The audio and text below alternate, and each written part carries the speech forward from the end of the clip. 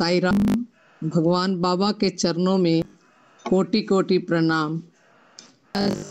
कल सत्यम शिवम सुंदरम का पाठ कर रहे हैं, जिसे पवित्र आह्लाद अध्याय का अध्ययन कर रहे हैं, जिसमें भगवान ने कल हमने पढ़ा था, बताया था कि किस प्रकार से उपनयन संस्कार का बड़ा महत्व है। बाबा ने इस महत्वपूर्ण संस्कार को पाश्चात्य भौतिकवादी जीवन की नकल में हमारे देश में भुलाया जा रहा है। प्रत्येक द्विज के जीवन में उसे सही दिशा में सन्मार्ग पर लगाने के लिए प्राचीन परंपरा के अनुसार यथोचित स्थान दिया है। इसी तरह से शिवरात्रि पर भी किस पर स्वामी ने हमें संदेश दिया है कि ज्ञानम महेश्वराद इच्छेत, महेश से ज्ञान प्राप्ति की इच्छा करो।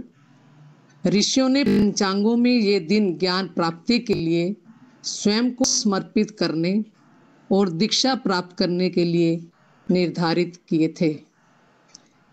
अब आगे चलते हैं। शिवरात्रि के दिन तो चमत्कारों का चमत्कार होता है। उस दिन बाबा उनके भीतर स्वतः ही सृजित हो रहे लिंगों का लिंगोद्भव करते हैं, अर्थात उन्हें अपने भीतर से मुख द्वारा बाहर प्रकट करते हैं। 1965 की शिवरात्रि पर लगभग 17-18 हजार लोगों ने बड़ी शांति व उत्सुकता के साथ उस अद्भुत, गंभीर और तनावपूर्ण प्रक्रिया को देखा। सबकी आंखें मंडप की ओर एकटक लगी हुई थी, जहां बाबा विराजे हुए थे। सब खिंचे तने और सधे हुए बैठे थे, मानो उन्हें और उनकी निगाहों तक कीलें ठोक स्थिर कर दिया गया हो।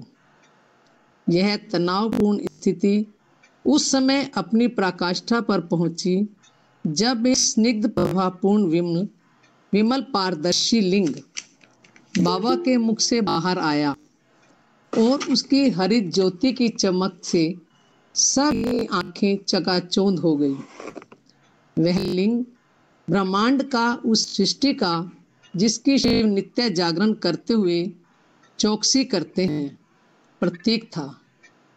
यह एक इतना सूक्ष्म और गहन, अति विशाल और आश्चर्यजनक प्रतीक है कि हमारी सीमित बुद्धि और सामर्थ्य से इसको सही रूप से समझ पाना दुष्कर है। इसकी हरित प्रवाह के दर्शन से जो आनंद उमड़ा, कृतज्ञता की अभिव्यक्ति में आनंद अश्रु प्रवाहित हो चले। आकाश में जगमगाते तारों में, मनुष्यों के हृदयों में, हर वस्तु में, हर जीवन में, जड़ और चेतन में जो प्रकाश, जो स्पंदन है, उसी के सौंदर्य और तेज की ही तो झलक थी। वह उस शिवरात्रि के पश्चात 2 सप्ताह तक बाबा ने उन सभी रोगियों, वृद्धों, अपंगों तथा अन्य दूसरों को जो वहां आए हुए थे और जिनकी ओर शारीरिक, मानसिक या आध्यात्मिक दृष्टि से तत्काल ध्यान दिए जाने की आवश्यकता समझी, उन्हें व्यक्तिगत रूप से अपने पास बुलाकर उन पर अपना अनुग्रह प्रकट किया। इसके बाद बाबा गोदावरी के डेल्टा क्षेत्र में स्थित काकीनाडा गए, जहां उन्हें अपने पूर्व रूप शिरडी साईं बाबा के मंदिर का उद्घाटन करना था। काकानाड़ी में अपार जन समूह एकत्र हुआ, जो उस नगर में समा नहीं रहा था। गली, मार्ग और सड़कें खचाखच भरी थी। मकानों की छतों पर इतने लोग जमा थे कि लोगों को भय होने लगा कि कहीं छतें बैठ न जाएं और दुर्घटना न हो जाए। बाबा ने उस अपार भीड़ पर एक दृष्टि डालते हुए कहा कि प्रत्येक स्त्री, पुरुष और बालक की सुरक्षा के लिए एक दृष्टि ही पर्याप्त है। कुछ भी अशुभ नहीं होगा, चिंता न करें। अपने भाषण में बाबा ने कहा, भगवान को जिस किसी भी नए नाम से तुम पुकारते हो उसके लिए अलग से मंदिर बनाने की कोई आवश्यकता नहीं है। इसी प्रकार भगवान के नए नाम रूप करने पर नया मंदिर बनाने की आवश्यकता नहीं है। तुम भगवान को कहीं भी और किसी भी समय पुकार सकते हो। प्राचीन मंदिर सच्चे भक्तों की कई पीढ़ियों की पवित्रता और प्रार्थना से पूर्ण है। इस संचित पूंजी से स्वयं को वंचित रखना तुम्हारे लिए अनुचित होगा। काकीनाडा से बाबा वहां से 20 मील दूर स्थित एक छोटे गांव संपारा पधारे। यद्यपि यह गांव प्रशांति निलयम से 750 मील दूर है, किंतु वह भक्ति का सुंदर पूर्ण विकसित उद्यान था। कुछ वर्षों से इस गांव के 50 से 100 भक्तों के समूह प्रशांति निलयम में तीर्थ यात्रा के लिए आते रहते हैं और अपनी श्रद्धा, विश्वास और भक्ति को संयम और अनुशासन के साथ कई सप्ताह तक रहकर दृढ़ करते हैं। इस छोटे गांव का प्रत्येक घर प्रशांति निलयम बन गया है, जहां प्रणव, जप, भजन व नाम स्मरण के चारों ओर उनकी नियमित जीवन प्रक्रिया चलती है। प्रति वर्ष वहां भागवत का पाठ होता है जो महीनों तक चलता है। बाबा जब वहां पधारे तो उस गांव की सजावट का कहना ही क्या था। मार्गों पर तोरण द्वार बने थे, पताकाएं फहरा रही थीं, क्योंकि उनका विश्वास था कि जिसकी वंशी के मधुर स्वर से समस्त सृष्टि का स्पंदित है, भागवत के वही कृष्ण उन पर कृपा कर आ रहे थे। संपारा में बाबा के साथ रहकर जो कुछ देखा, उससे लगा कि भागवत का प्रेरक वर्णन साक्षात हो गया है। उन सीधे सादे ग्रामीणों के मुख पर वही उष्णता, उत्कंठा, उत्सुकता और ललक दृष्टिगोचर हो रही थी जो वृंदावन के ग्वाल बालों और गोपी गोपों में होती थी। वे लोग अपने खेतों में होकर खेतों की नालियों और मेड़ों को फांदते हुए बाबा की कार की ओर भागे चले आ रहे थे। जैसे ही हम लोग गांव के निकट पहुंचे तो भागवत के पृष्ठ और अधिक साकार होने लगे। अबोध के बल चले शिशु, बालक बालिकाएं, युवक युवतियां, पुरुष स्त्रियां और वे वृद्ध जिनके चलते समय हाथ पैर कांपते थे, खुशी के मारे फूले समा रहे थे। उन्होंने भी यह कल्पना भी नहीं की थी कि भगवान स्वयं इस छोटे से गांव में धूल भरे मार्ग से होकर गोबर मूत्र की दुर्गंध से भरी गलियों में पधारेंगे। उन पवित्र आत्माओं के प्रति बाबा के प्रेम और अनुग्रह का भी क्या कहना, वह देखते ही बनता था। सब कुछ देखकर जीवन धन्य हो गया। किसी को अपनी कार की ओर दूर से भागते हुए आता देखते तो कार रुकवा देते, जिससे वह चिरवांछित दर्शन का परम सौभाग्य पा सके। इस मार्ग पर एक बैलगाड़ी चली जा रही थी, जिसमें बैठे लोग बाबा के दर्शनार्थ संपारा जा रहे थे। जब बाबा कार उसके निकट पहुंची तो बाबा ने कार रुकवा दी, जिससे कि वे लोग दर्शन की पिपासा शांत कर सके। कुछ असमर्थ वृद्ध दर्शनार्थ चले आ रहे थे। बाबा ने कार रुकाकर दर्शन दिए, कुछ फल दिए और उन्हें घर लौट जाने के लिए कहा, जिससे कि उन्हें भीड़ में कष्ट न उठाना पड़े। एक वृद्ध मार्ग में कुछ दूर भेड़ें लेकर संपारा की ओर जा रहा था। बाबा ने कार धीमी करवाई और हॉर्न दिया, लेकिन वह बेचारा बहरा था, सुन न पाया और उसने उस ओर देखा तक नहीं। बेचारा, इसका भाग्य ही ऐसा है। अगली बार बाबा ने कहा और कार आगे बढ़ गई। वह ग्राम पवित्र आह्लाद में डूबा था। बाबा ने वहां एकत्रित जन समुदाय को संबोधित करते हुए कहा, तुम लोग 6 वर्षों से मेरे यहाँ आने के लिए प्रार्थना करते रहे हो और इसके लिए बड़े व्यग्र और उत्सुक रहे हो। इसलिए आज मैं तुम लोगों के हृदय को शांति और आनंद प्रदान करने के लिए आया हूँ। बाबा ने उन्हें सचेत किया कि वे शहरों की तड़क भड़क से आकर्षित न हों, क्योंकि शहरों में लोग लोभी, स्वार्थी, द्वेषी और क्रूर होते चले जा रहे हैं। शहरों में लोगों का रहन सहन, आचार विचार दूषित होते जा रहे हैं और अनैतिकताएं बढ़ती जा रही हैं। नगरों में मनुष्यों का जीवन पशुवत हो गया है। मनुष्य के देवत्व की ओर किसी का ध्यान ही नहीं है। अधिक संचय, अधिक प्रदर्शन के लिए ही सब दौड़ धूप में लगे हैं। तुम लोग जहां भी हो वहीं सुख और संतोष की प्राप्ति करो, क्योंकि वही सच्ची संपत्ति है। संतोष का धन सब धनों से महान है, जिसकी उपलब्धि नगरों की ओर दौड़ने से नहीं होगी। बाबा जब भी किसी गांव में जाते हैं तो यह उपदेश सभी ग्रामवासियों को देते हैं। इस यात्रा के क्रम में जब बाद में बाबा सत्यवाड़ा में पहुंचे तो उन्होंने कहा, विनम्रता, सादगी तथा दूसरों के प्रति आदर सम्मान शहरों में लुप्त होते जा रहे हैं।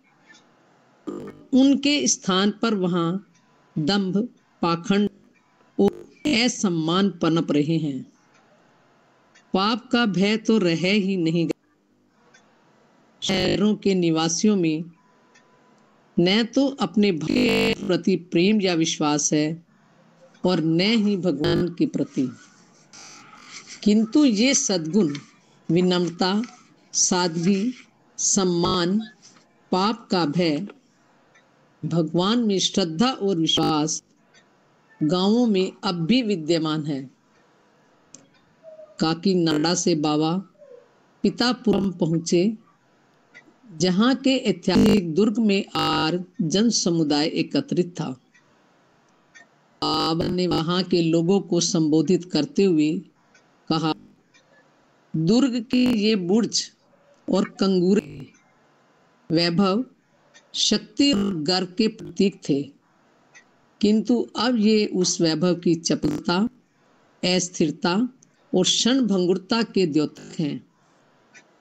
ये टूटी फूटी दीवारें और खंडर बता रहे हैं कि काल के समान महाविजयी कोई नहीं। बाबा विशाखापट्टनम जिले की सीमा पर स्थित चेला मांचली ग्राम में पहुंचे तथा वहां के लोगों को अपने अनुग्रह कृतार्थ किया। वहां 50,000 लोग बाबा के दर्शन के लिए एकत्र हुए थे।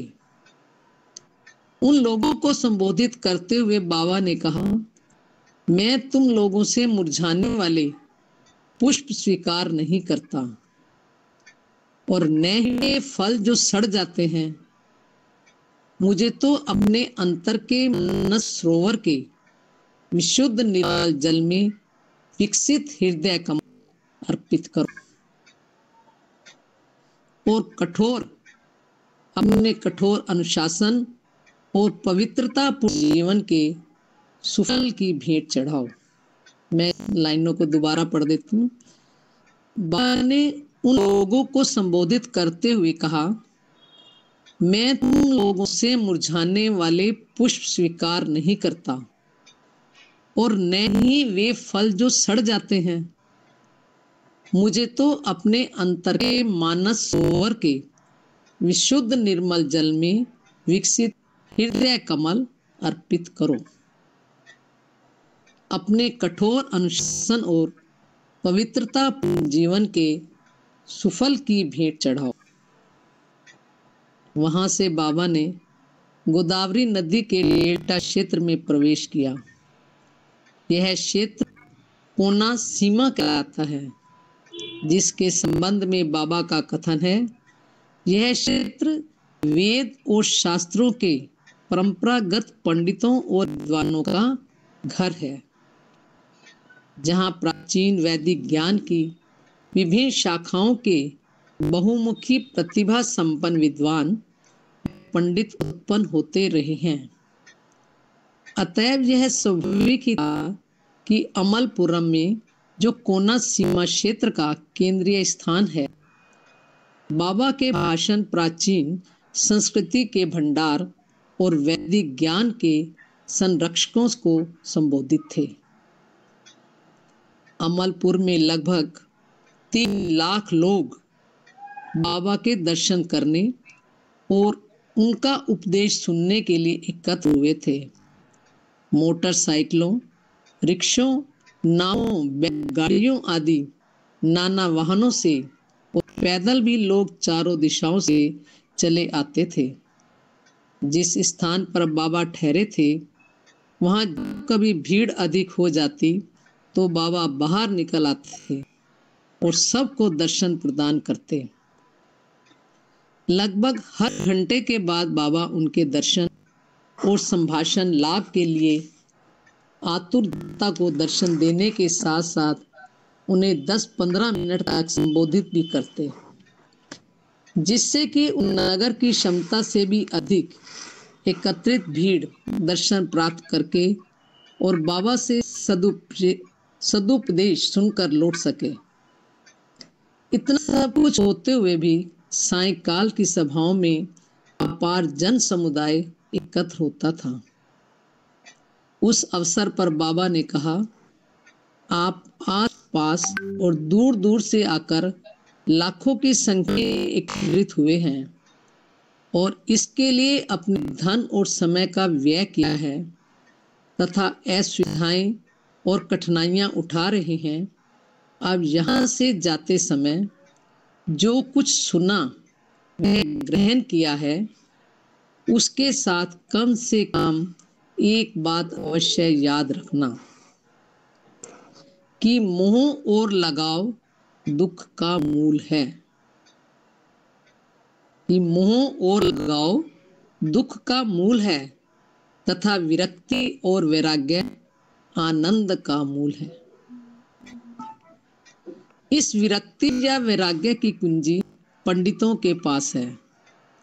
सौभाग्य से इस प्रदेश में कुछ ऐसे पंडित हैं जिन्हें इस कुंजी में पूर्ण आस्था, विश्वास और अधिकार है तथा जो यश, अपयश, हानि, लाभ तथा सुख दुख आदि में पूर्ण समत्व बनाए रखे हैं। वे समाचारों के समान नहीं हैं, जिनका विवरण आपको समाचार पत्रों में मिले। न तो कोई उनके संबंध में चिंता करता है और न ही वे किसी के संबंध में। लोग तो आजकल फिल्मी सितारों के बारे में अधिक जानते हैं, किंतु उन्हें अपने ही बीच में और साथ में रहने वाले संतों और ज्ञानियों के संबंध में तनिक भी जानकारी नहीं होती।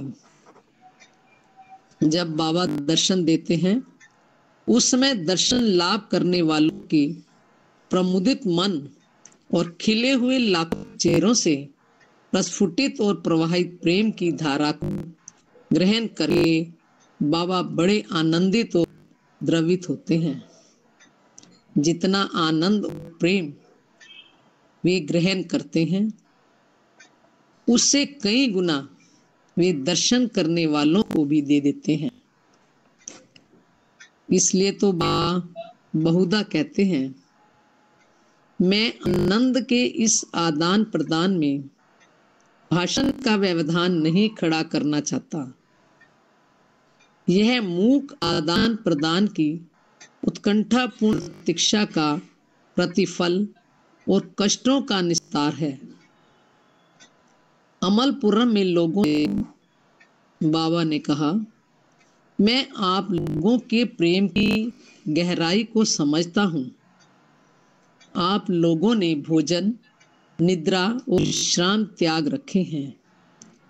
बैठने के लिए कोई स्थान, पीने के लिए एक कप जल, छाया में टिकने के लिए जगह प्राप्त करने में आप लोगों को बड़ी कठिनाइयां हैं।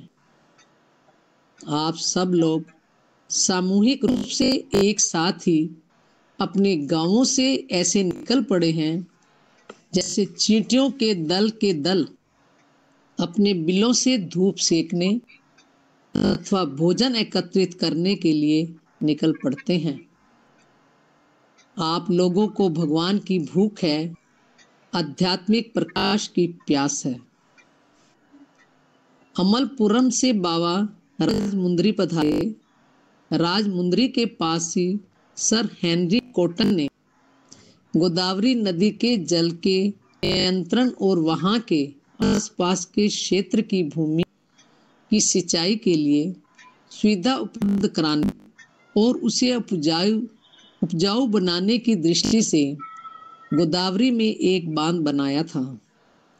यह योजना लगभग एक शताब्दी पूर्व लागू की गई थी। इस योजना से डेल्टा क्षेत्र के लोगों को इतना लाभ पहुंचा है कि वे सर हेनरी के इंजीनियरिंग कौशल और दूरदर्शिता के प्रति सदा कृतज्ञता प्रकट करते हैं और उनके प्रति पूर्ण आदर और सम्मान व्यक्त करते हैं। वह स्थान एक तीर्थ स्थल बन गया है। राजमुंदरी राजमहेंद्रवरम नाम से भी ऐतिहासिक स्थलों, सांस्कृतिक स्मृतियों और धार्मिक उत्सवों के लिए प्रसिद्ध है। बाबा जिस दिन वहां पहुंचे उस दिन वहां विश्वेश्वर भगवान के मंदिर में चल रहे त्रिदिवसीय यज्ञ की पूर्ण आहुति का अवसर था। बाबा आकस्मिक रूप से मंदिर के गलियारे में घूमने लगे और उन्होंने अन्नपूर्णा जी के मंदिर में भीतर झांक कर देखा। मूर्ति को देखते ही बाबा ने कहा, ओह, मां अन्नपूर्णा सृष्टि के समस्त जीवों की उदर पूर्ति करती हैं, किंतु देखो स्वयं कितनी सादगी और दीनता के साथ रहती हैं। नाक में नथ तक नहीं है। इतना कहकर बाबा ने हवा में अपना हाथ घुमाया और उनके हाथ में हीरे की एक सुंदर नथ आ गई, जिसे उन्होंने अन्नपूर्णा देवी की नाक में पहना दिया। यज्ञकर्ताओं को बाबा ने प्रोत्साहन तथा उनके विश्वास और उत्साह को दृढ़ करते हुए उन्हें यह बताया कि पूर्ण उत्सर्ग और समर्पण की भावना से किए गए शुभ कार्यों का निश्चित रूप से सुफल प्राप्त होता है। पूर्णहुति के समय अकस्मात बिना किसी आशा के बड़े जोर की वर्षा हुई। बाबा ने कहा, आज की वर्षा से लोगों का बड़ा विस्मय हुआ, लेकिन मुझे कोई आश्चर्य नहीं हुआ, क्योंकि यह तो यज्ञ का अपरिहार्य फल था। यह विशिष्ट विज्ञान है जिसे ये पंडित जन जानते हैं। किसी मूर्तिकार को एक चट्टान को छेनी हथौड़े से छीलते हुए देखकर तुम लोग उसकी हंसी उड़ाने लगते हो कि वह अपना बहुमूल्य समय और धन दोनों नष्ट कर रहा है, क्योंकि तुम्हें यह ज्ञात नहीं होता कि उसमें से एक सुंदर और आकर्षक मूर्ति प्रकट होगी।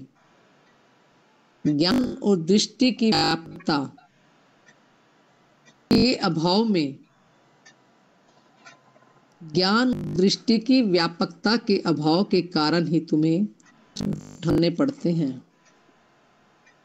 बाबा जब अमृत का सृजन करते हैं तो उस समय जो भी उपस्थित होता है प्रत्येक को उसका प्रसाद देते हैं। बाबा किसी से कोई भेदभाव नहीं रखते, चाहे आर्थिक दृष्टि अथवा शिक्षा या ज्ञान की दृष्टि से कोई कैसा भी स्थिति में हो, और न ही कोई जाति, रंग या लिंग का भेदभाव रखते हैं। सब ही उनकी संतान हैं। उपनिषदों के ज्ञान अमृत का उपदेश भी बाबा सबको समान रूप से सहज, सरल और सुमधुर भाषा में इस प्रकार बोधगम्य बनाते हुए देते हैं, मानो कोई कहानी सुना रहे हों। बस उत्सुकता के साथ सुनने वाले हों, अपने कान उनकी ओर लगा दें। बाबा ने कहा, तुम में से कोई शायद यह सोचता हो कि इतने अपार जनसमूह के समक्ष ऐसे महान सत्यों, सूक्ष्म तत्वों की बातें क्यों की जाती हैं। ये परम सत्य तो केवल पूर्ण जिज्ञासुओं और कठोर साधनारत संयम पूर्ण जीवन बिताने वाले साधकों के कान में कहे जाने चाहिए। लेकिन तुम यह कैसे कह सकते हो कि इस प्रकार के एक साधक और जिज्ञासु यहाँ उपस्थित नहीं है। मैं जानता हूँ कि अनेक यहाँ उपस्थित हैं। वे इन सत्यों को बहुमूल्य संपत्ति की धरोहर के रूप में सहेज कर सुरक्षित रखेंगे, उन पर बार बार चिंतन मनन करेंगे और अनिवार्यता की स्थिति में उसका सदुपयोग करेंगे। उस समय वे कहेंगे, आहा, बाबा ने हमें राजमुंद्री में यह कहा था, और वे अपार शक्ति संजोएंगे। जो भी कुछ सुन रहे हो, अनुभव प्राप्त कर रहे हो, वह कभी निरर्थक नहीं जाएगा। इससे भावी घटनाक्रम निर्धारित होगा, आचार विचार और प्रवृत्तियों में परिवर्तन होगा, परिस्थितियों की परिशुद्धि होगी और उनमें अंतर आएगा। उस समय के अपार जन समुदाय में एक पिता और पुत्र भी उपस्थित थे। पुत्र बड़ा निष्ठावान साधक था। उसने जो कुछ सुना उसे हृदयंगम किया और तदानुकूल आचरण भी। जब वह घर लौटा तो भगवान के अतिरिक्त उसे अन्य किसी बात की सुध नहीं थी। उसने अपनी चेतनावस्था के क्षण भगवान को अर्पित कर दिए। पिता को भी पुत्र पर गर्व था। उसे इस बात की प्रसन्नता थी कि उसका पुत्र ईश्वरीय मार्ग में परिपक्व हो गया था। वह स्वयं भी साधना में इतना दृढ़ हो गया था कि जब कुछ माह बाद उसके पुत्र ने बाबा के नाम और रूप का ध्यान कर आनंद में अपना पंचभौतिक शरीर त्यागा, तो उसने बाबा को लिखा, मेरे पुत्र ने बड़ी आनंद मग्न स्थिति में देह त्याग किया। उसकी भगवान में लीन होने के अतिरिक्त और कोई इच्छा नहीं थी। मुझे इस बात की भी प्रसन्नता है कि मेरे पुत्र का जीवन ऐसा और उसने ऐसा अंत पाया जिसके लिए महान योगी ललायित रहते हैं, वे ईर्ष्या करते हैं। राजमुंद्री के दो श्रोताओं की बाबा के शब्दों का श्रवण कर शुद्धि और मुक्ति हो गई। यह तो केवल बाबा ही जानते हैं कि कौन सा खेत तैयार है जिसमें बीज डालने की आवश्यकता है। राजमुंद्री में बाबा ने उस अपार जन समुदाय को संबोधित करते हुए कहा, देश के नेताओं को केवल समृद्धि के लिए योजना नहीं बनानी चाहिए, बल्कि आने वाली विपत्ति से समृद्धि की संरक्षा और संकटों के निवारण के उपायों के लिए भी योजनाएं तैयार करनी चाहिए। पश्चिम जगत में भी, जहाँ भौतिक जीवन स्तर के मानदंड बहुत उच्च हैं और भौतिक सुख साधन और सुविधाएं सर्व सामान्य को सहज सुलभ हैं, वहाँ मानसिक कंठा, अधः पतन और अव्यवस्था तथा अशांति के कारण सामाजिक ताना बाना बुरी तरह प्रभावित होता जा रहा है। वहाँ व्यक्ति भय और कुंठा से जर्जरित है। आत्महत्या एकमात्र साधन दिखाई देता है। इसलिए दिन प्रतिदिन आत्महत्याओं की संख्या बढ़ती जाती है और साथ में पागलों की भी। दुराचरण और अनादर अनियंत्रित रूप से में कुछ श्रृंखलता के साथ बढ़ते जा रहे हैं। मनुष्य इस छलना में ठगा जा रहा है कि सुख और दुख से ही उसका बनाव और बिगड़ाव है, लेकिन वह अपनी मूल आत्मा भूल रहा है जो अमर है, दुख सुख के द्वंद्वों से परे है, अप्रभावित है। हिंदू समाज राजमुंद्री में 3 प्रसिद्ध विद्वान पंडितों को सम्मानित करने के लिए आयोजित सभा की बाबा ने अध्यक्षता की। ये तीनों पंडित प्रशांत विद्वान महासभा की केंद्रीय समिति के सदस्य थे। विद्वानों की इस महती सभा को संबोधित करते हुए बाबा ने कहा, सर्वप्रथम अपने रोग को पहचानो, फिर चिकित्सा करवाने की चिंता करो। किसी चिकित्सक के पास पहुंचो, औषधि लो और चिकित्सक द्वारा बताए गए पथ्य के नियमों का पालन करो, तभी पुनः स्वास्थ्य लाभ हो सकता है। इन विद्वान पंडितों तथा इनके समान अन्य ज्ञानी पुरुषों को भव रोग के उपचार का नुस्खा और औषधि ज्ञात है और उससे आप लोगों को रोग से छुटकारा मिल सकता है। वहां से बाबा डेल्टा क्षेत्र में कदाली और रजौली गांव पधारे और फिर वहां से सत्यवाड़ा गांव में उस गांव की भोली ग्रामीण जनता की आंतरिक पुकार उन्हें वहां खींच गई। उस गांव के घरों के चारों ओर मिट्टी की मोटी और ऊंची दीवारें हैं, इसलिए गांव की सकरी गलियों में एकत्र लोगों को बाबा के दर्शन नहीं हो पा रहे थे। उन ग्रामीण जनों के हृदय की व्याकुलता को अनुभव करते हुए बाबा ने एक सीढ़ी मंगवाई। एक बांस की सीढ़ी लाई गई, उसमें 8 डंडे लगे थे।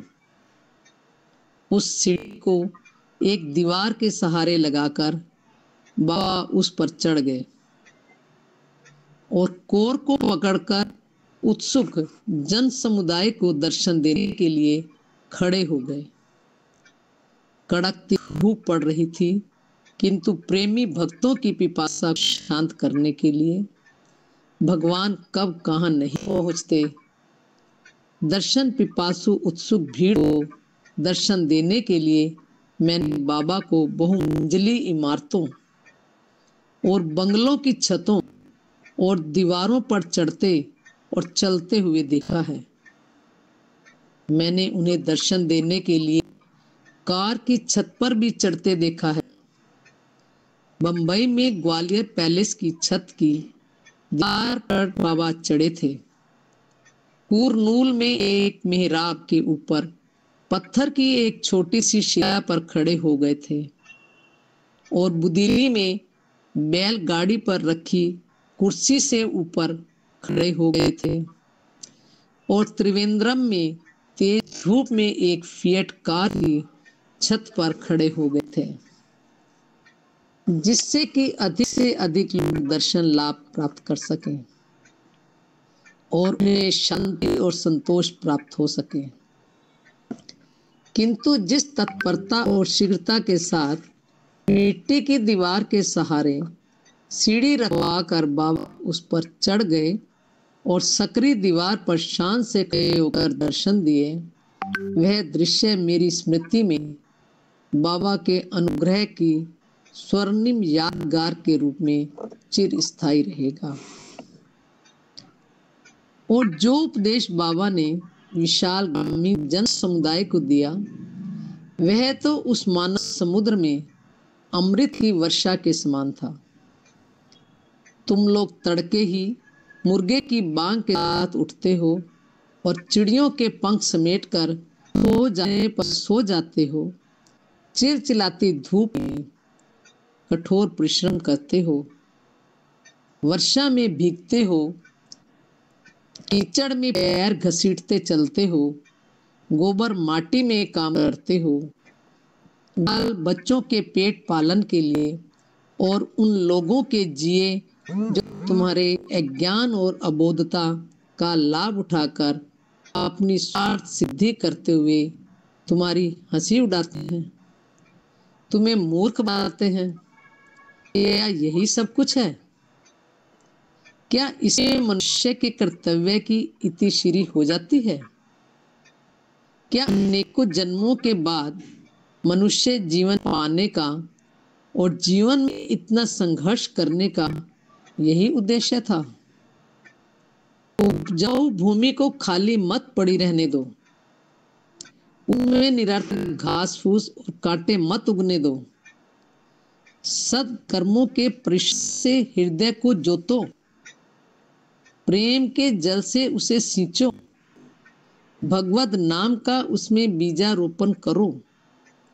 ईर्ष्या, द्वेष, लोभ, मोह की खरपतवार को उखाड़ फेंको, फसल की पूरी चौकसी रखो, चारों ओर सुरक्षा के लिए अनुशासन और संयम की बाड़ लगाओ, और जब ध्यान के पुष्प खिले और आनंद की फसल कटे तो जीवन को सफल मानो, सच्चे सुख की प्राप्ति समझो।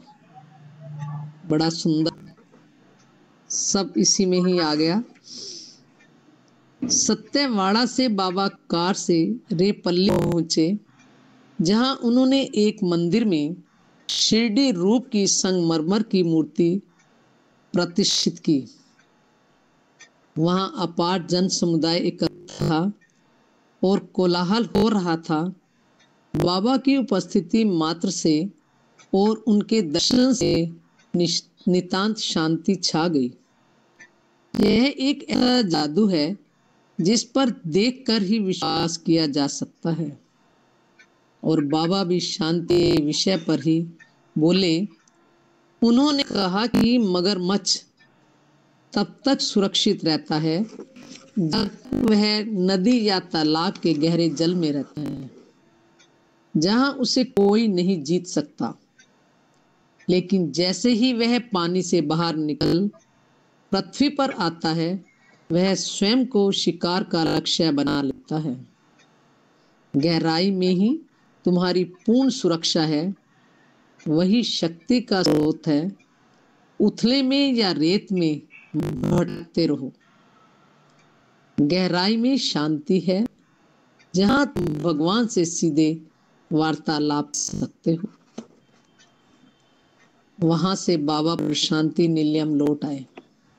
6 जून को बाबा बंबई पहुंचे। बंबई नगरी की बाबा की दूसरी यात्रा थी। तत्कालीन महाराष्ट्र सरकार के गृह मंत्री तथा किसी समय शिरडी साईं बाबा संस्थान के अध्यक्ष श्री पी.के. सावंत ने बाबा के बंबई पहुंचने पर लिखा था, हाँ वास्तव में बाबा बंबई पहुंचे। उस अवसर का वर्णन कर सकने में शब्द समर्थ नहीं है। दूसरे दिन शनआनंद हाल माटुंगा में एक विशाल और सुव्यवस्थित सभा का आयोजन किया गया। इसके संबंध में श्री सावंत का कहना था, देवताओं के देखने योग्य था वह दृश्य। मेरे जीवन का सर्वोच्च गौरवमय दिवस था। वह उस दिन बाबा ने महाराष्ट्र राज्य की प्रशांति विद्वान महासभा का उद्घाटन किया।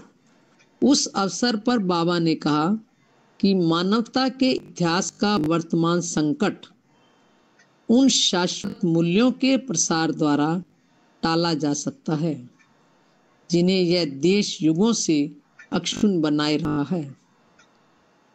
दूसरे दिन महासभा की समिति की बैठक हुई। उसमें एक सदस्य ने अपनी कविता नवरत्नमाला प्रस्तुत की तो बाबा ने झूठे और सच्चे, नकली और असली रत्न और फिर हीरे, डायमंड के विषय में बताया। उन्होंने कहा कि जब माइंड यानी कि मर डाई जाता है कि जब मन मर जाता है तो सारे उद्वेग, चित्त की वृत्तियां शांत हो जाती हैं और इस प्रकार मन के मरने पर डायमंड से सच्चा हीरा डायमंड प्राप्त होता है। उसी दिन सायंकाल आंध्र महासभा की ओर से एक विशाल आम सभा की गई जिसमें बाबा ने जीवन की पूर्णता के लिए मूलभूत बातों को स्पष्ट किया और उनके परिपालन पर बल दिया। उस दिन बाबा अनेक पंथों, धार्मिक संस्थाओं के प्रमुख और अग्रणी लोगों से मिले और उनसे श्रद्धा और विश्वास के स्रोतों को और अधिक गहरा बनाने के उपायों और मार्गों पर विचार विमर्श किया। बंबई से बाबा कार द्वारा बेंगलोर गए और मार्ग में कुछ समय के लिए पंढरपुर ठहरे। पंढरपुर के देव पांडुरंग के प्रति अपने बाल साथियों का अनुराग बाबा ने अपने बाल जीवन में पुट्टपर्ती में ही पैदा कर दिया था। बाबा ने उस समय अनेकों भजनों की रचना की थी और उन्हें वे पंडरी भजन कहते थे, जिनमें देव पांडुरंग, उनकी शक्ति रुक्माबाई, वहां की नदी चंद्रभागा पर अनेकों भजन थे। उन भजनों में तीर्थ यात्रियों, उन मनोभावों, यात्रा के आनंदों, कष्टों और कठिनाइयों का बड़ा रोचक वर्णन होता था कि किस प्रकार कोसों दूर ही पांडुरंग के मंदिर की ध्वज पताका मात्र देखकर कई दिनों तक भूखे प्यासे यात्रियों के जीवन में नव जीवन और नव उत्साह आ जाता है और उन्हें दैवी आनंद भर जाता है। और मंदिर की देहरी पर पहुंच कर तो उनके उस दैवी आनंद का कहना ही क्या। बाल्यावस्था में बाबा स्वयं इस प्रकार के भजनों की रचना करते थे और उन्हें अपने बाल साथियों के साथ गाना सिखाते थे तथा जब सब मिलकर गाते तो इतने तन्मय हो जाते थे कि उन पुट्टपर्ती में ही पंढरपुर की तीर्थ यात्रा और पांडुरंग दर्शन का आनंद आ जाता था। यह पुट्टपर्ती के बालकों का बाबा के बाल साथी होने का परम सौभाग्य था। अब भी जब भक्तगण प्रार्थना करते हैं तो कभी कभी बाबा वे भजन सुना देते हैं। आसपास के गांव में भजन मंडलियों द्वारा अब भी वे भजन गाए जाते हैं। उस दिन बाबा ने अपने साथ के लोगों को लिया और उन्हें मंदिर में ले गए जो बाबा के पांडुरंग रूप में उन सब पर परम अनुग्रह का प्रतीक था। बाबा ने वहां उसी समय सोने का मंगल सूत्र सृजित किया और रुक्माबाई की प्रतिमा के गले में पहना दिया।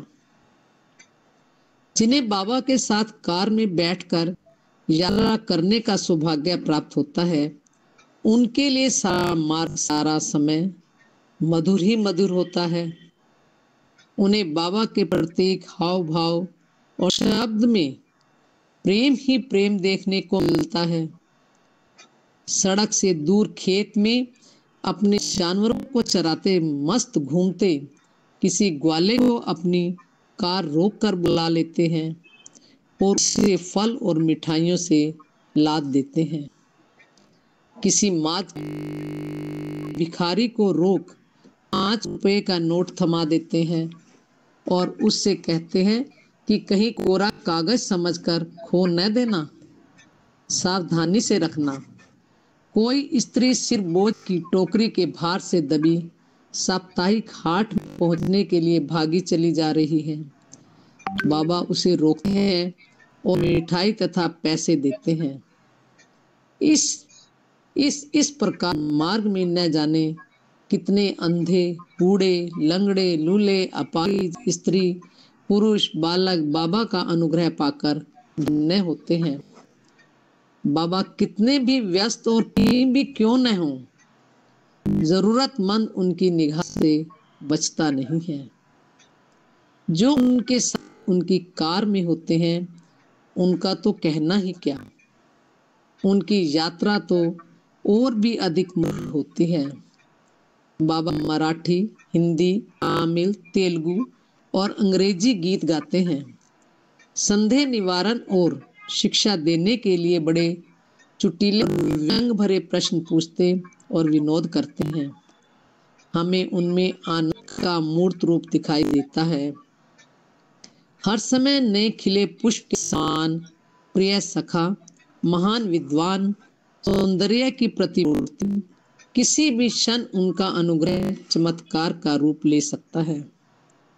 एक हैदराबाद से लौटते समय उन्होंने कार कृष्णा नदी पर पुल के पास रुकवा दी, क्योंकि हम में से किसी ने प्रार्थना की कि अपने हाथ से सृजित मिठाई खिलाने की कृपा करें। बाबा ने कार रुकवा कर एक पत्थर का टुकड़ा लाने के लिए कहा। हम नहीं समझ पाए कि पत्थर क्यों मंगवा रहे हैं। हम में से एक व्यक्ति कार से उतरा और सड़क की मरम्मत के लिए रखे गए पत्थरों के ढेर में से एक पत्थर लाकर बाबा को दे दिया। बाबा ने कहा, एक पतला, लंबा और चौड़ा टुकड़ा लेकर आओ जिसे आप लोग उंगलियों से तोड़ सकें। आपसे कैसे टूटेगा? और उस पत्थर को दूर फेंक दिया। हम बड़े विस्मय में थे कि पत्थर तोड़े जाने की बाबा क्या बात कर रहे हैं। फिर उन्हें पतला लंबा टुकड़ा लाकर दिया गया। बाबा ने उसे अपने हाथों के बीच दबाया और हमें वापस दे दिया। हम देखते ही रह गए। वह तो मिश्री का टुकड़ा बन गया जिसे हमने हाथों से तोड़ा और खाकर तृप्त हो गए। ओम श्री साई राम। दीदी अब इस पर विवेचन कर।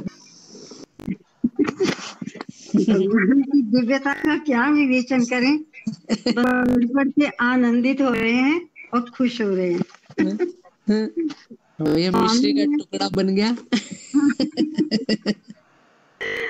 बहुत आनंद हमें मिल रहा है। अभी जो आज बस कोई कहूँगी इंसिडेंट्स, नेचर ऑफ इंसिडेंट्स अलग हो सकते हैं, लेकिन भगवान की दिव्यता तो वही है, वैसी ही है। वही दिव्यता, वही निश्चल प्रेम, वही अपरंपार आनंद, वो तो वही है। लेकिन अपनी दिव्य यात्रा में भी भगवान ने हमें कैसे, जो उनका वास्तविक इस अवतार के आने का उद्देश्य उन्होंने स्पष्ट कर दिया। अब आप देखिए यहाँ पर, एक मिनट,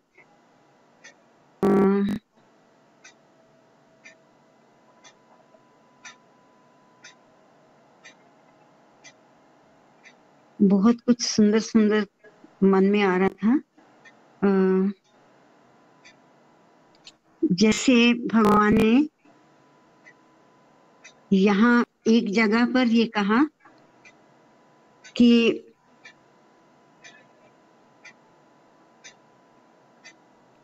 उन्होंने कहा कि मगरमच्छ उस समय तक सुरक्षित रहता है जब तक वह या तालाब के गहरे जल में रहता है, वहां उसे कोई नहीं जीत सकता। लेकिन जैसे ही वह पानी से बाहर निकलकर पृथ्वी पर आ जाता है, वह आदमी का शिकार बन जाता है। गहराई में ही आपकी पूर्ण सुरक्षा है, वही शक्ति का स्रोत है। उथले में, धूल माटी में भटकते फिरो, गहराई में शांति है, वहां तुम भगवान से सीधे वार्तालाप कर सकते हो। स्वामी ने सहज में ही हमें कितनी सुंदर जीवन की दिशा दे दी कि तुम गहराई में रहो। गहराई में जो कुछ हम देखते, सुनते, बोलते, वो सब ऊपर का उथलापन होता है, लेकिन उसके बाद जो हमारी अनुभूति होती है वो गहराई होती है। तो हमेशा गहराई में रहने की बात की स्वामी ने।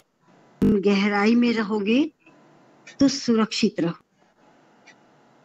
और एक और अन्य स्थान पर स्वामी ने कहा, कितना सुंदर उन्होंने हमें मैसेज दिया, लेकिन हमने भी कहना न मानने की ठानी हुई थी और ठानी हुई, और हमने करके दिखा दिया। स्वामी अभी मुझे जल्दी मिल नहीं रहा, कौन सी जगह में गए? काकीनाडा। हाँ, काकीनाडा में गए, और स्वामी ने वहां पर पहली बार गए थे। मैं अपने शब्दों में मुझे मिल गया तो फिर उन शब्दों को पढ़ेंगे हम। काकीनाडा में गए। देखिए आप, उस समय जब कभी भगवान हमारे हरियाणा में कुरुक्षेत्र में आए थे तो अपार भीड़ जमा हुई थी। अभी भी हमारे मंदिर में वो जो कैमरे में उस भीड़ को सुरक्षित कर दिया, फोटोग्राफ्स हमारे मंदिर में अभी भी हैं। और मैं स्टूडेंट थी उस टाइम, और मुझे याद है मैं यूं ही लाइब्रेरी से आ रही थी। हाँ, रिसर्च मेरी शुरू हुई थी, फर्स्ट ईयर था या कुछ महीने हुए थे रिसर्च शुरू वाले दवाई हुई। मैं पहुंची हॉस्टल के नजदीक, तो मेरे हॉस्टल के पास ही वो प्लेग्राउंड का प्लेग्राउंड हमारे हॉस्टल के पीछे ही था। तो जब मैं पार कर रही थी, मैंने देखा अपार जन समूह और गुलाब के फूलों की पंखुड़ियां बीच बीच में रास्ते बनाए गए। मेरी एक कोर्समेट थी वी रमा, तो वी रमा सब पहने हुए उसमें। तो मैं सोच रही थी कि वीमा तो मेरे से जूनियर है, ये आज कौन सा प्रोग्राम है जो मुझे भी नहीं इन्फॉर्म किया, डिपार्टमेंट से नहीं किया। फिर मैं आगे बढ़ी, मैंने किसी से पूछा यहाँ क्या है आज, तो किसी ने मुझे बताया कि आज यहाँ बाबा साईं बाबा आएंगे। अच्छा, मैं भी उसी भीड़ में आगे बढ़ी और मैं आगे आगे चुप करके बैठ गई, मुझे किसी ने कुछ नहीं कहा। तो स्वामी जहां भी जाते वो, और फिर सबके लिए आश्चर्य ये था, बाद में जो बातें भी हुई कि ये जो साईं बाबा है ना, ये भगवान है। ऐसी ऐसी बातें हॉस्टल में, पूरे कैंपस में, इधर उधर साईं बाबा अपने आप ऐसे बोलते थे लोग, अपने आप भगवान कहते। तो साईं बाबा जब, अभी मैं यही सोच रही थी, जब एक काकीनाड़ी जब ये यहाँ गए तो वहां के भोले भाले ग्रामीण लोग, उनके मन में ये हमारे शहरी लोगों वाला संदेह नहीं आया होगा कि ये भगवान है क्या या ये नहीं है। उनके लिए तो वो भगवान, और वही कृष्ण कन्हैया है, वही राम अवतार है। तो उन भोले भाले लोगों को भगवान ने कहा कि एक नए भगवान का, मैं वर्डिंग मुझे मिल नहीं रही है, कि उस नए भगवान का मंदिर बनवाने मत लग जाओ, जो प्राचीन मंदिर बने हुए हैं वो तो एक क्या है, वो अपने आप में एक आदर्श है, पूजा के स्थान है।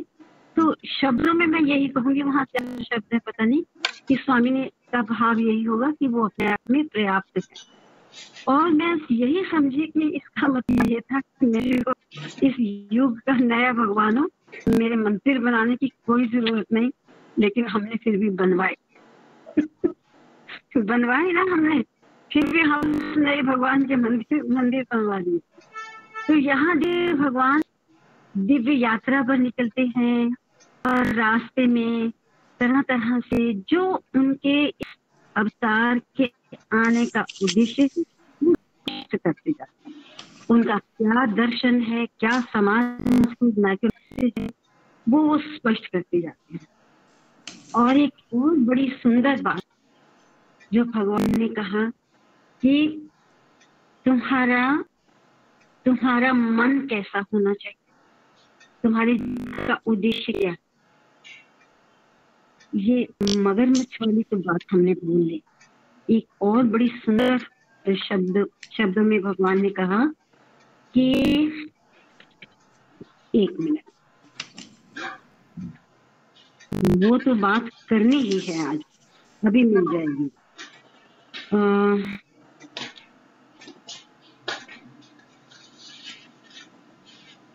वो बात मुझे अभी मिल नहीं रही, लेकिन उसका भी जो भाव है, उन शब्दों का भी जो भाव है वो यही है। दीदी मैं पढ़ूं उसको? कौन सा भला? वही जो है, अनेक जन्मों के बाद मनुष्य जीवन पाने का, जीवन में इतना संघर्ष करने का यही उद्देश्य था। उपजाऊ भूमि को खाली मत पड़ी रहने दो। नहीं, एक और है, उसमें फसल मन पूरी चौकसी रखो। उसमें मन की बात है।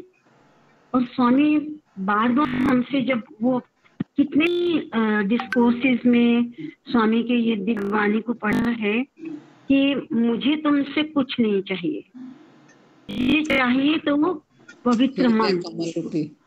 हाँ वो बताओ ना कौन सा? मेरा तो मिल गया, ये है, मुझे मिल गया। मैं तुम लोगों से मुरझाने वाले। हाँ, स्वामी जब काकीनाडा से बाबा पितापुरम वहाँ पहुंची और वहाँ के ऐतिहासिक दुर्ग में अपार जन समुदाय एकत्रित था, तो स्वामी ने वहाँ क्या संदेश दिया।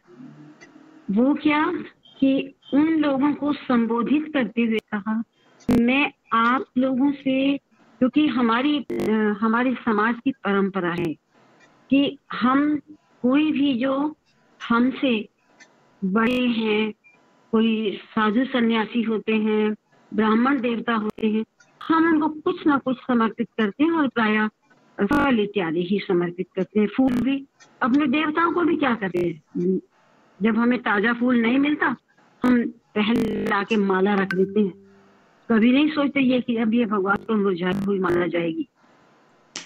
मैं आप लोगों से मुरझाने वाले पुष्प स्वीकार नहीं करता, और ना ही ये फल जो सड़ जाते, आज ताजा है कल तो सड़ने ही वाला है, उसकी नेचर है फल की। मुझे तो अपने अंतर के मानस सरोवर के विशुद्ध निर्मल जल में विकसित हृदय कमल अर्पित कर दो। पहले तो जो ये मानस शब्द है ना, ये मन के लिए भगवान ने कहा, मानस सरोवर कहा। ये जो मन रूपी सरोवर के, अगर मन शांत स्थिर निर्मल विचारों विकारों से स्वच्छ, संकल्पों विकल्पों से रहित जो पवित्र मन है, ऐसा मानस सरोवर के शुद्ध निर्मल जल में, जो वो मन की तुलना जो कि भगवान ने सरोवर के साथ की है, तो सरोवर में जल तो होता ही है। अगर मन पवित्र है तो उसमें भाव रूपी जल की पवित्रता होगी। तो तुम मुझे निर्मल जल में विकसित खिलने वाले हृदय कमल अर्पित कर दो, अपना हृदय कमल मुझे अर्पित कर दो, क्योंकि उस जल में जब मन पवित्र हो जाता है, आज भी हम ध्यान वाहिनी के संदर्भ में बात कर रहे थे, जब मन पवित्र हो जाता है ना, तो मन कोई अलग चीज नहीं है, फिर वो बुद्धि के नजदीक हो जाती है, और बुद्धि के नजदीक होते वो आत्मा के नजदीक भी हो जाता है, तो उसमें प्रकाश ही प्रकाश है, पवित्रता ही पवित्रता है।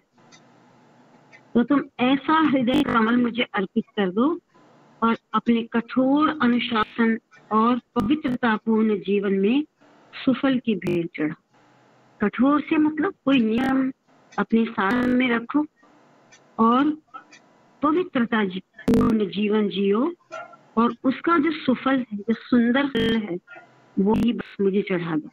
कि भगवान ने हमें साधना के मार्ग में आगे बढ़ने के लिए हमें एक ये दिव्य संदेश दिया है, जो हमारे लिए इतना अनुकरणीय है, इतना अधिक आवश्यक मैं कहूंगी होगा, जितना इस शरीर को चलाने के लिए जल और भोजन। कि मन की पवित्रता के बिना हमारा रास्ता सफल नहीं हो सकता। तो कुछ एक बातें मैंने बहुत ध्यान से सुनी, नोट भी की, लेकिन अब धीरे धीरे वो बुक भी ऐसी ही है और मुझे मिला नहीं। अगर मुझे मिल जाता है और मैं ध्यान से देखूंगी तो मैं आप लोगों से जरूर शेयर करूंगी। लेकिन आज की जो दो बातें विशेष रूप से हमारे लिए एक मैसेज था, क्यों नहीं हमने उसका पालन किया? क्योंकि हम उसको मानते हैं, हम उसकी बातें नहीं मानते। भगवान ने कहा कि अब नए भगवान को कोई और नया नाम देकर मंदिर बनाने की आवश्यकता नहीं, जो पुराने मंदिर हैं उन्हीं की पवित्रता बनाए रखो, उसी में ही पवित्रता बनाए रखे हुए उसी में ही उस देवता की पूजा समझो, क्योंकि भगवान तो सर्व देवता स्वरूप। ये इतना सुंदर संदेश, और दूसरा संदेश अपने मन की पवित्रता का संदेश। स्वामी बार बार जहाँ भी उनकी दिव्य वाणी में पढ़ते हैं, हमें मन की पवित्रता का संदेश मिलता है। तो आइए हम मिलकर अपने हृदय को इतना सुंदर बनाएं, अपने मानस सरोवर को इतना पवित्र बनाएं कि इस मानस सरोवर में खिला हुआ कमल, हृदय रूपी कमल, हम अपने भगवान के चरणों में समर्पित करें। इससे अधिक समर्पण है नहीं, और भगवान हमसे इससे बड़ी और कोई समर्पण हमसे चाहते भी नहीं। ओम साई राम। अब शांति पाठ कर लेते हैं। और एक मुझे ये बड़ा सुंदर लगा कि वो कहते हैं, मेरी आंखों के आगे वो दृश्य है कि देखिए वो भगवान है, जन समूह को वो संबोधित करता है, जन समूह को वो दर्शन देने के लिए आया, और नहीं उसने किसी प्रकार की कोई ऐसी भावना की कहीं देखा सरल सीधे ग्रामीण का परिवेश, ऊंचाई के लिए कोई जगह नहीं, बांस की सीढ़ी मंगवा के क्या भगवान कितना सरल, कितना सुंदर, बस उसका एक ही उद्देश्य है, सबको आनंद देना, सबको सुख देना, सबको शांति देना, और भगवान ने अंतिम समय तक यही। ओम साई राम।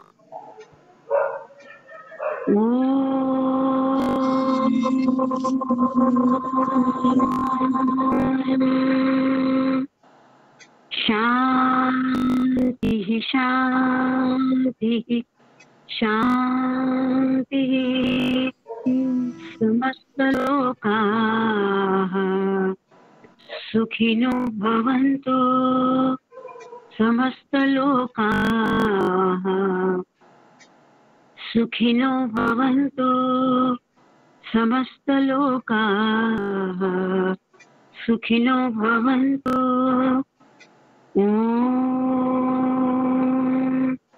शांति शांति शांति।